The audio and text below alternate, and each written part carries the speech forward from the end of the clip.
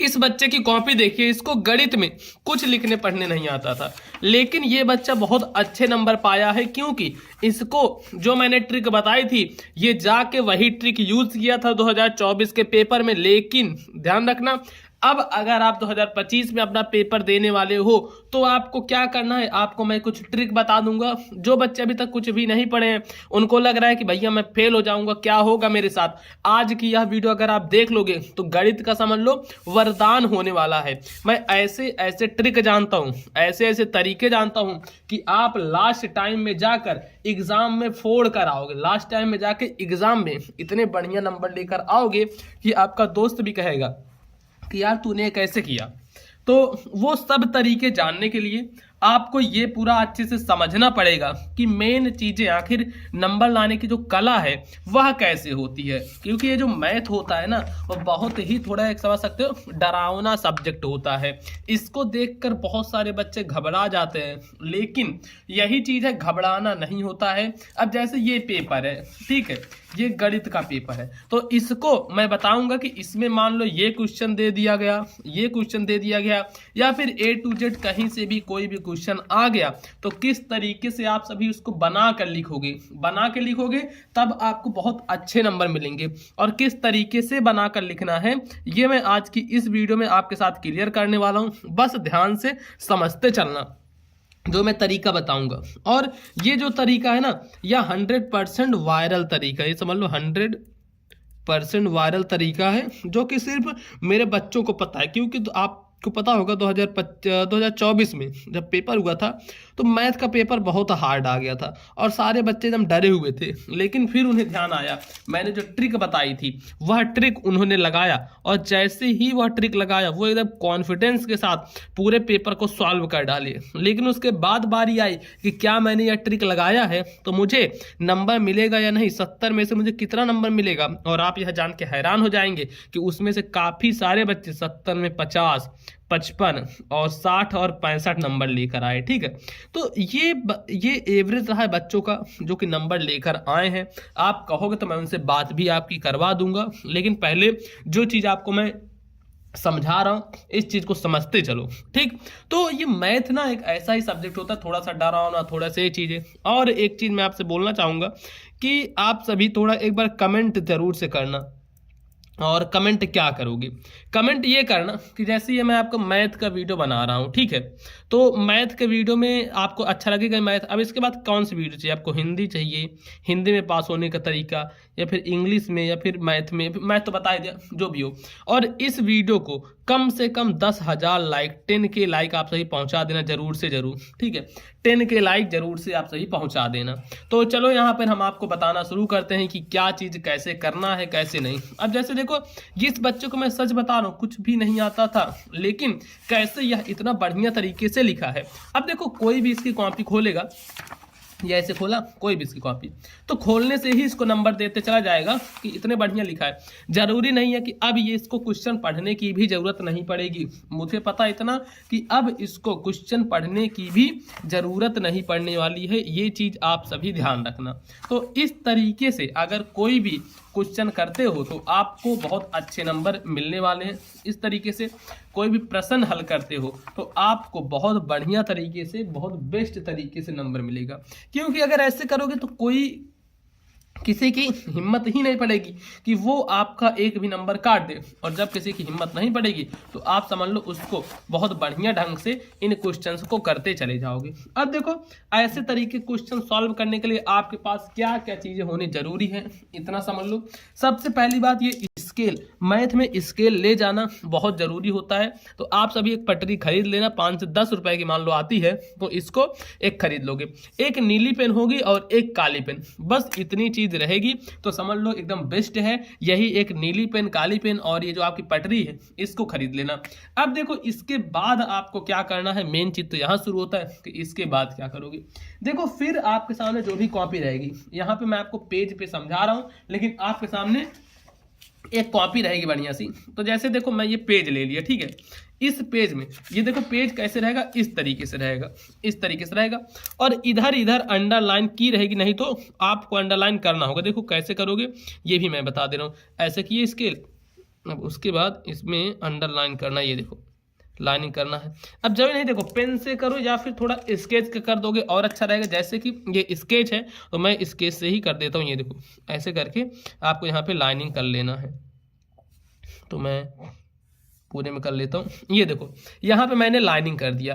अब इससे क्या हुआ ना, एक इम्प्रेशन जो बढ़ता है वह और अच्छा बन गया। अब इसके बाद अब जो भी क्वेश्चन यहाँ पे कर रहे हो, कौन सा क्वेश्चन मैं करूँ आप बताओ, इसमें से कौन सा क्वेश्चन करूँ जो कि आपको नहीं आता है, इसमें से कौन सा क्वेश्चन करूं जो कि आप सभी को नहीं आता है, बताओ जल्दी से मुझे बता दो। तो चलो मैं क्वेश्चन मान लीजिए तीसरा नंबर करता हूं, ठीक है। अभी आपको 3-4 क्वेश्चन मैं करके बता दूंगा जिससे आपको समझ में आ जाए कि किस तरीके से करना है। मान लो दिया गया है, सबसे पहले तो तीसरा नंबर क्वेश्चन है। तीसरा नंबर क्वेश्चन है तो यहाँ पे आप लिखोगे कॉपी में, यहाँ पे लिखोगे प्रश्नोत्तर संख्या 3, यहाँ पे ऐसे लिख दो प्रश्नोत्तर संख्या 3, ठीक है। तीसरा नंबर क्वेश्चन है तो ऐसे लिखना पड़ेगा कि ये जो भी क्वेश्चन है तो प्रश्नोत्तर संख्या तीसरा क्वेश्चन है तो यहाँ पे हम लिख दिए 3, बस सिंपल ऐसे ऐसे ही लिखते चलना, ज़्यादा कुछ हार्ड नहीं होने वाला है, बस इतना ही इजी रहेगा, बस आपको वो चीज़ें करते चलनी है। जब इतना लिख दिए प्रश्नोत्तर संख्या 3, उसके बाद इसके नीचे अंडरलाइन करना है। ये सब चीज़ें बहुत ज़रूरी हैं, इसको करोगे ना तो एग्जामिनर एकदम मोहित हो जाएगा आपके ऊपर और बढ़िया नंबर तो देगा ही देगा। प्रश्नोत्तर संख्या 3 लिखना है। अब देखो इतना लिख दिए, इतना लिखे तो यहाँ पे क्वेश्चन पढ़ो। क्वेश्चन दिया गया है कि यदि m बराबर 5 और n बराबर m+7 तो root m square plus n square का मान होगा। आपको देखने से लग रहा है कि भाई क्वेश्चन तो बहुत हार्ड है, इसको हम कैसे करेंगे। नहीं, हार्ड नहीं है, हार्ड बिल्कुल भी नहीं है। क्यों नहीं है तो देखो यहाँ पे अब क्या लिखना, जो कि दिया गया है m बराबर 5 और n बराबर m+7, तो यहाँ पे सबसे पहले लिखो, हेडिंग डालो कि दिया है, जो चीज दी रहेगी उसको यहाँ पे उतार देना है, दिया है, ठीक ऐसे लिख देंगे कि दिया है। अब क्या चीज यहाँ पे दिया है, m बराबर 5 है तो लिख दो m बराबर जो भी दिया हो, और n बराबर m+7 है तो लिख दो n बराबर, तो m बराबर क्या दिया है 5, ये देखो इतना काली पेन से लिखे, फिर नीली पेन से लिखना है ऐसे 5, और n बराबर है m+7, ठीक m+7 ये लिख देना है। अब इतना करने के बाद यहाँ पे कह रहा है कि root m square plus n square का मान होगा, इसका मान ज्ञात करना है, तो यहाँ पे लिखो ज्ञात करना है, ऐसे लिखोगे ज्ञात करना है, ऐसे लिखोगे ना, मैं गारंटी के साथ कहता हूं 1 नंबर कोई भी एग्जामिनर आपका नहीं काट सकता। अब ज्ञात क्या करना है तो यहां पे लिख दो root m square plus n square. देखो मुझे कुछ भी नहीं आता लेकिन मैं क्वेश्चन से ही बना बना के लिखने वाला हूं, m square plus n square इतना लिख दिया। अब इसके बाद देखो क्या करना है, इसके बाद यहां पे देख रहे हो कि n बराबर क्या है, m+7 है, ठीक है। तो अगर आप इसका बराबर लिखना चाहोगे तो क्या होगा, इसका बराबर क्या हो जाएगा, इसको लिखना पड़ेगा। यहाँ पे यम बराबर 5 है तो यम का ये जो 5 है इस यम की जगह पर हम 5 रख सकते हैं, तो इसको बना लो ऐसे समीकरण 1, इसको बना लो ऐसे समीकरण 2, ठीक। ध्यान रखना बहुत ज्यादा हार्ड नहीं, बस आपको समझते चलना है। जैसे यहाँ पे 2 बना दिए। अब इसके बाद क्या करोगे, देखो इसके बाद ये करना है कि ये जो यम बराबर 5 है तो ये जो यम का मान समीकरण 2 में रखोगे, ये जो समीकरण 2 है इसमें यम का मान रखोगे, तो यहां पर लिखो m का मान समीकरण 2 में रखने पर m का मान क्या करोगे, समीकरण 2 में रख दोगे। कैसे रखोगे तो देखो m, ये जो n बराबर m+7 था तो n बराबर हो जाएगा, m का मान यहाँ पे 5 था तो 5 + 7 बराबर 5 7 हो जाएगा 12, ठीक है 12 आ गया। इसको समीकरण 3 मान लो। अब देखो आपको n का मान भी पता लग चुका है, यम का मान भी पता लग चुका है, तो ये जो रूट में यम स्क्वायर प्लस n स्क्वायर है तो यम की जगह पर 5 रख दो, n की जगह पर ये जो आया है 12 रख दो, आपका यहीं से सारा चीज सॉल्व हो जाएगा। तो चलो इस पे हम रखते हैं, इस पे यहाँ पे रखते हैं, तो root M square plus N square इसमें रखेंगे तो देखो कैसे हो जाएगा। एम स्क्वायर मतलब जो एम का मान दिया ही गया था 5। देखो मुझे कुछ भी नहीं आ रहा है लेकिन क्वेश्चन से ही बना बना के मैं लिखते चल रहा हूं। एम बराबर था 5 प्लस एन स्क्वायर। अभी इतने पे आपको नंबर नहीं मिलेगा कि आप सोचो इतना करके छोड़ दिए तो आपको नंबर मिल जाएगा, नहीं, इतने पे नंबर नहीं मिलेगा आपको। एन स्क्वायर, एन का मान है 12 तो लिख दो यहाँ पे 12 और स्क्वायर है जिसका स्क्वायर कर दो, फिर बराबर आगे बढ़ो, फिर रूट करो। 5 स्क्वायर मतलब 25, ठीक है।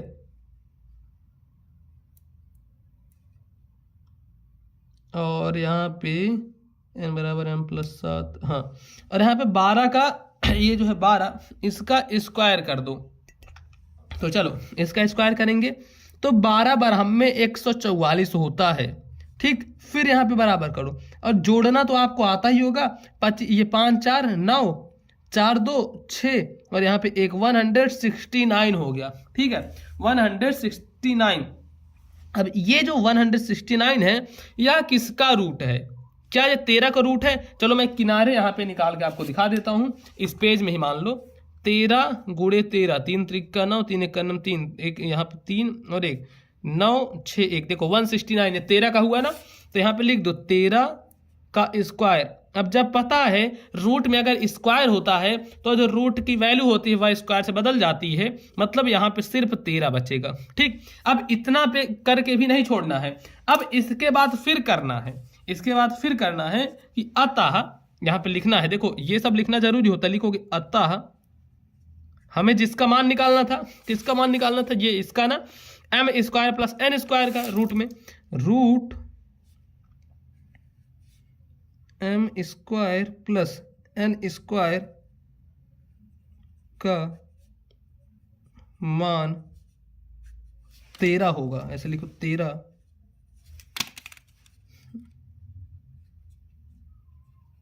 होगा, ठीक। इस तरीके से आपको लिख देना है और बस यहीं ऐसे कर दोगे तो इतने पे ही आपकी चीजें खत्म हो जाएंगी। तो देखो कितना बढ़िया तरीके से लिखा गया। अगर आप ऐसे लिखोगे तो नंबर आपको एग्जामिनर जरूर से जरूर देगा।